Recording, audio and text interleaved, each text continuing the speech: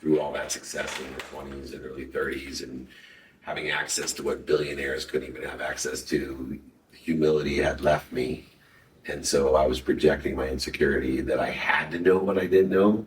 So I was too afraid, whether it was to board members or friends or family, of admitting that I was as lost as everyone else. And so I had projected the amount of arrogant ignorance that was beyond most people's measure. And so I would tell myself to seek through humility, wisdom, and then most importantly, have faith. I remember walking to my mom's house at that time to tell her I lost everything, but also that I did take my name off of her title, that she had to move.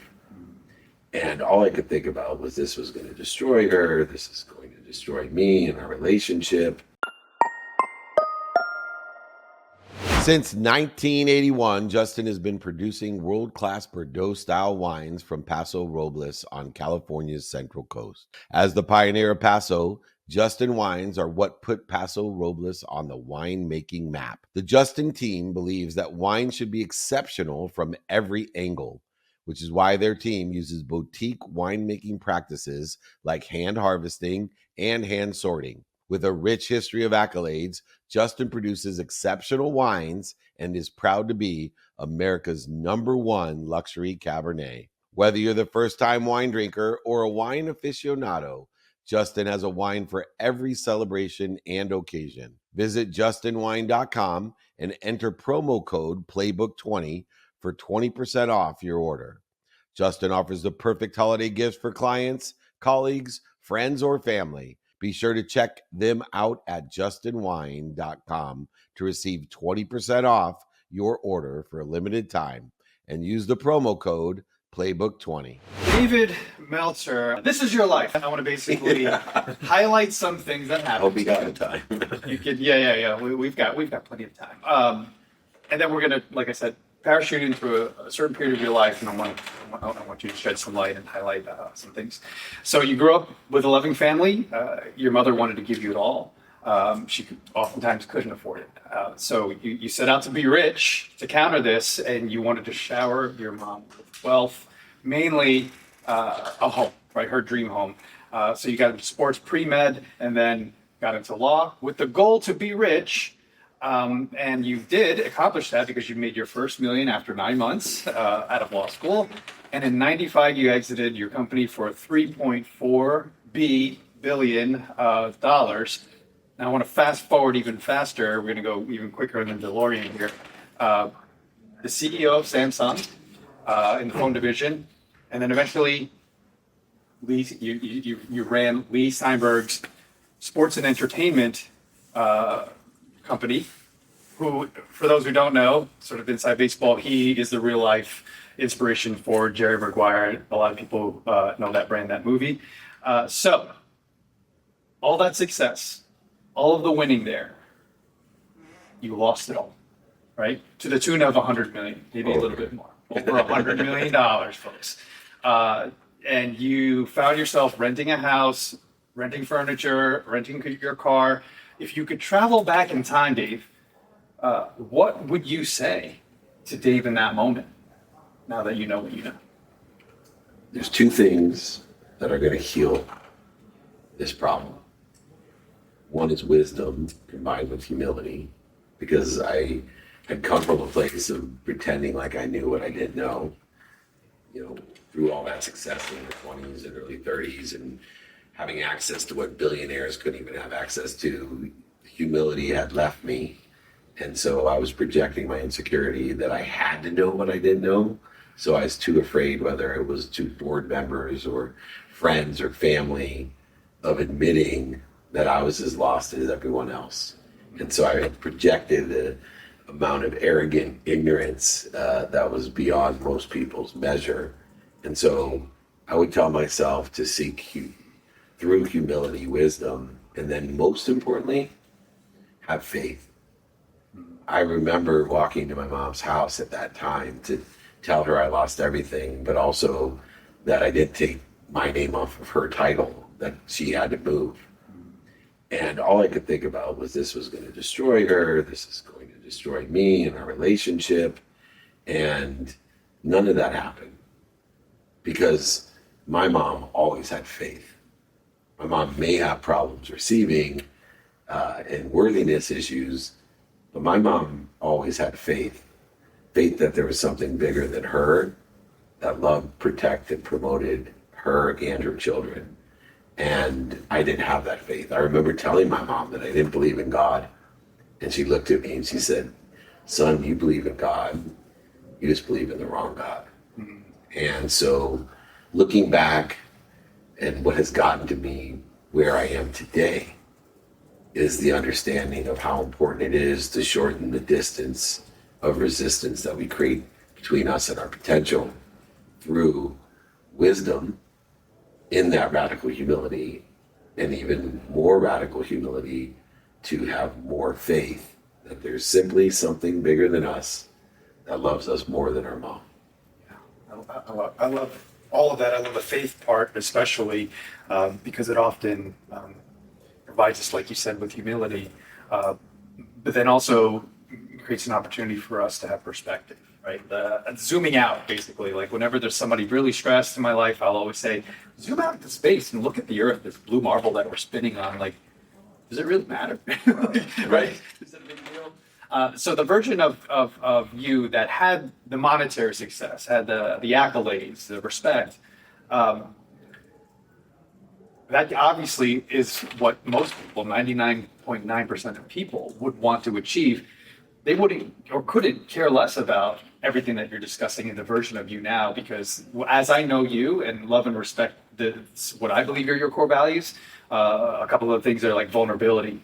I've learned so much from you as far as vulnerability. You spoke at one of our events a few years ago. I was like, man, this guy is putting it all on the table. You told us a story about your father, which had me in tears, had everybody. There wasn't a dry eye in the room. And it was alarming, honestly, to me at the time, because I was a new entrepreneur. That vulnerability is a powerful way to build trust and to share your true self, but then also gratitude. So one of those two things, Dave, I'd love for you to expand on one or both. Yeah, I'd like to expand on both, and let's start with gratitude. Yeah. Because I think the simple things to do are unfortunately simple not to do. And I can't imagine anything that's more impactful and simple than saying thank you, thinking thank you, doing thank you, believing thank you, and feeling gracious or feeling thank you. It takes 0.1 seconds. It's free. But every single person on earth of any stature, any education, intelligence, inspiration, or intuition will tell you that gratitude is a foundational principle that has the most impact in their life. Gratitude allows you to find the light, the love, and the lessons in everything. And that's why we're here. Life is about lessons. The lessons will keep on coming until you learn them. Pain, struggle, setbacks, mistakes are indicators that you have a lesson to learn. They're not punishment. They're indicators that you can be promoted, protected, and loved. Gratitude is a hinge pin into everything for everyone, including abundance, which reminds us of our faith that there's more than enough of everything for everyone. But yet, although it takes 0.1 seconds, although it has that type of impact and credibility that everyone from Jesus to Einstein to Oprah, Obama, and Bush, and Trump even will tell you how powerful gratitude is, yet it is almost nearly impossible to get someone to say thank you for 30 straight days. And I want that to sink in. If you're having difficulty finding the light, the love, and the lessons, remind yourself that the simple things to do are simple not to do. Therefore, find the simplest things to do that have the most impact and do them, even though they're simple. Now, vulnerability lies within the reconciliation of your faith and truth. What we find is people that are not vulnerable by telling the truth are creating separation between them and their potential. Your potential is the truth. The truth vibrates the fastest. We can only be aware that vibrates equal to or less than us And so when we are at peace or ease and accept who we are, and I know it shocks people, especially entrepreneurs, when I get on a stage and say, when I get to that line, I sat on my bed and I hated my wife, I hated my life, I hated my best friend, I hated my mom, and I hated my dad because they were liars, cheaters, manipulators, oversellers, and back-end sellers, especially my dad. And there was that jacket, the jacket that represented all of those things about my dad. And I realized I hated myself. That I was the cheater, the liar, the manipulator, the overseller, the back-end seller, and that I had to find gratitude and forgiveness and be accountable to learn lessons so I could live in spirit, inspired.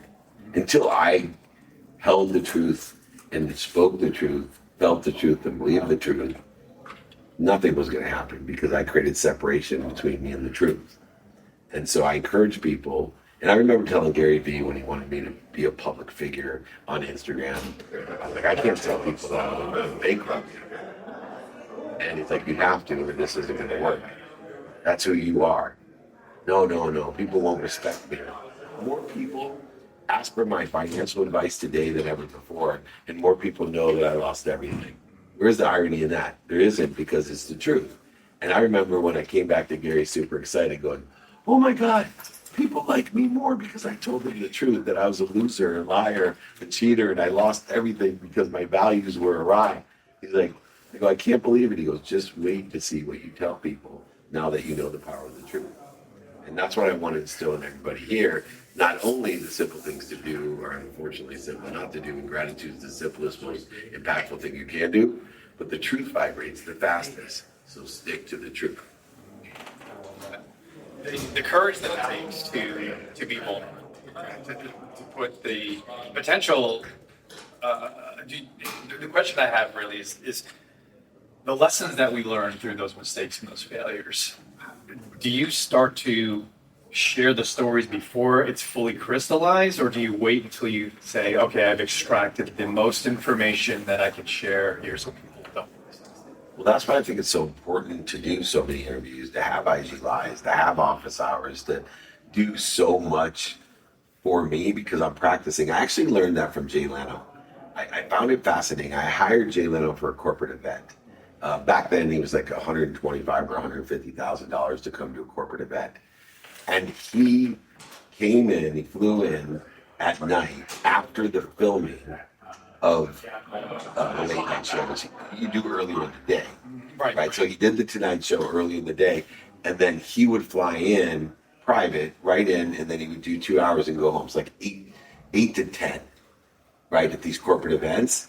And he was booked like over 100 of them a year. And what he used those for, he only lived off that money, by the way, which I found fascinating. He saved all his NBC money. But what I found fascinating was, even if he told me they wouldn't pay him that much, it was crucial to what he did because he would practice telling the jokes. And he would get feedback on what jokes would work for the next day. Right? So he would get feedback on, hey, that joke works, this doesn't. And so he had a standard hour, and maybe he had a half an hour of jokes that were written for him to try out. And that's why he was so good. And so I believe in the same respect that you have to work through how to articulate some of your ideas, and they change over time. And so the way that I look at it is, if I have a lesson that resonates with me, I'm going to keep practicing how to tell the story that allows the most people to resonate with that which resonates with me, which builds my community of people who want to help each other and know people that can help each other, which builds a community for a lifetime of people that will buy from each other and sell for each other, which creates and lives and aligns with the abundance in which I'm trying to empower people to live in, to make a lot of money, help a lot of people, and have a lot of fun.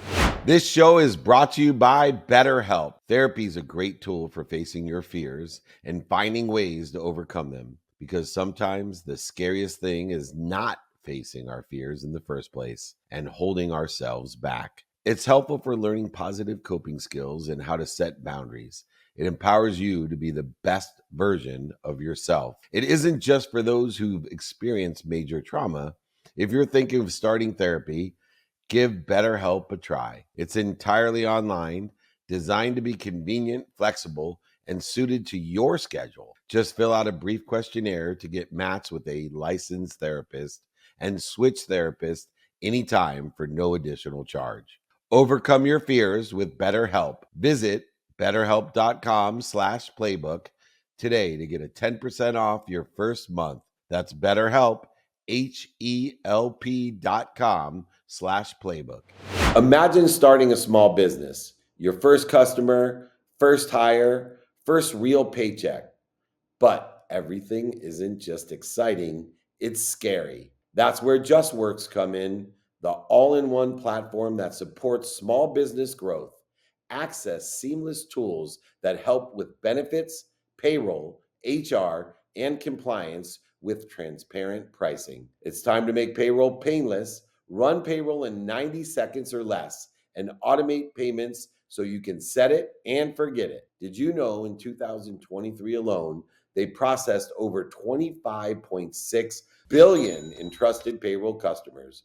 Don't worry about the paperwork piling up either. They take care of payroll tax documents and reporting to help you stay compliant. Visit justworks.com/podcast to join the thousands of small businesses that trust JustWorks to take care of payroll, benefits, compliance, and more. That's justworks.com/podcast. We have the last segment that I love dearly because I grew up with a very, very powerful, air quotes, toxic masculine father. And You have one of those too? Oh, for sure. Yeah, exactly. We have that in common. But failure was not an option when I was growing up. So I have this segment here where we love to embrace the F word, meaning failure. So, just piggybacking up what you were saying or building on it, what is something that you may be working through that's a new failure that you're like, here, use this forum, use this to exercise that, or something that you want to share with the audience in terms of failure you had that you learned from? So interesting is that genetic and energetic inheritances are the hardest to find and to know. And so one of the greatest failures, and it's brought out, some really funny comments on Instagram and social media, is that I literally spend a minimum of an hour a day, 7 days a week on my health. So balance, cardio, strength, all of these in combination there. If I don't run every single day, or that would be negative in its outcome, but I have a great balance, but I focus my attention and intention on my health an hour a day. But I'm 56 years old, and no matter what routine I did or how hard I worked at that every day, I didn't have the diet in order to facilitate being as fit as I should be. Now I have a concierge doctor, I have a nutritionist, I have a formulator, I have all these people in my life, and yet everyone was telling me the same thing. I'm like, why do I keep gaining weight? Why do I have chubby face and chubby belly? And they're like, because you eat too much. You eat healthy. But I was up to still 5,000 to 6,000 calories a day. And I have a high metabolism for my age, but that's a ridiculous amount of calories. So my failure was that for me, I teach abundance. And what I realized that everyone lives in snapshots of scarcity, there's not just a blind, you're scarce and you're abundant. Right? It's the same thing. There's bleeding and it's a spectrum. And so the failure was that I thought that there was a blanket mindset of abundance and a blanket mindset of scarcity. And I started working through the snapshots of scarcity in my life. And one of them I was a huge failure at, which was I was an overeater because I was still carrying a genetic and energetic inheritance of there isn't enough food. And if I look back in my life with food, that I would, 6 kids, single mom, food stamps, a really, we had dinner last night. Incredible people. Oh my goodness. How do you stay below 6,000, 5,000 calories when you have meals like that? And I have them multiple times. Right. And for me, the same excitement of eating a meal like that last night, shout out to Capitol Grill, by the way, was 2 large French fries poured into a bowl for all 6 of my family members to share. I remember like so excited, like I'd see the McDonald's bag, right? I'm like, oh, and I'd eat so fast, and I want to get as much. And I started realizing that these snapshots of scarcity, even though, I want to be the poster child of abundance, make a lot of money, help a lot of people, that I was carrying a snapshot of scarcity with eating. And no matter how hard I worked out, no matter what I spent on my health, it never would change, especially after 50. And it was a huge failure for me because I kept trying not to eat a lot. I kept trying, but it was energetically. I would tell myself, I am one of the most disciplined, consistent, persistent people in the world. I can take, all my business, but yet there I was at 8 o'clock hitting those Doritos again because I was carrying an energy that there may not be food. And I'm working through that right now, the energetic shift, so that, and I'm proud of myself because I really put it as a priority failure to overcome, to find the light, the love, and the lessons, therapy. Doctors that are teaching me about, organic peptides and other things. I find it so interesting, by the way, with, Ozempic and peptides and all these people. I live in Orange County. It's like the plastic world. But I've never seen so many 50-year-old women and men like magically lose weight. And they're like, what are you doing? Oh, nothing. I'm just working out super hard. Right? So I'm utilizing every advantage to shift my energy. And it's working. But it's still a failure for me. And it's something that I'm working on. So my lesson for everyone is pick out for yourself the snapshots of scarcity. You are not blanket abundance and you're not blanket scarce. We were joking around earlier, like I used to drive around 20 minutes to find gas for 2 cents less. I probably burned more gas and more time. I would have been much better off paying the 2 cents. And I see people that do that with so many different things. And that's the biggest failure right now for me. Yeah, gotcha. Thanks for sharing that. And thanks for obviously the vulnerability. You remind me of, putting that into perspective, because you and I are in our 50s. Our parents, post-war era, canned goods, frozen orange juice, all that stuff, right? Finish everything on your plate. Don't you know there are starving people in Africa? Yeah. Whatever it was. It was like, yeah. So my kids, I do the same. Do you finish their plates for them? I do. Yeah. I do. Oh, How'd you know? I did. Yeah. I don't throw it into the garbage disposal. I'll eat it. Yeah. I'll eat it, even though I don't want to eat it. It's gross. But you're right. That's a scarcity thing. It's totally a snapshot of scarcity. Yeah, I need to work on that. Thanks for pointing that out. Okay, so last question, and this is an easy one / hard, is in one word, David, how do you help people? Kindness. It's better to be kind than anything else. Kind to your past self, your present self, and your future self. And you know how you are kind to your present, past, and future self? By doing good deeds. Do the best you can, learn lessons, and have fun. And I promise you, it will exponentially provide the outcomes that you want, a divine direction of living in a better place, a better situation with better people, in a better life. Love it. I love it. I love you. Thank you for doing this. Thank you for just being you. The best way that people can reach out to you or your team. Yeah, I'd love to offer your entire community my book. So I will sign my book. I will send it to you. I'll pay for shipping and the book, so it's not a street hustle. Get a book free, pay $10 for shipping. I'll do everything. Just email me directly. I get my own emails. David@dmeltzer.com. David@dmeltzer.com. If you forget the email, David@dmeltzer.com. Google David Meltzer. Luckily, I'm everywhere. I got a great team that's giving us omnipresence. But I'm here to provide value and service. My name means beloved servant. Let me be a beloved servant to you and your community. Thank you, Erik. Love it. Thank you.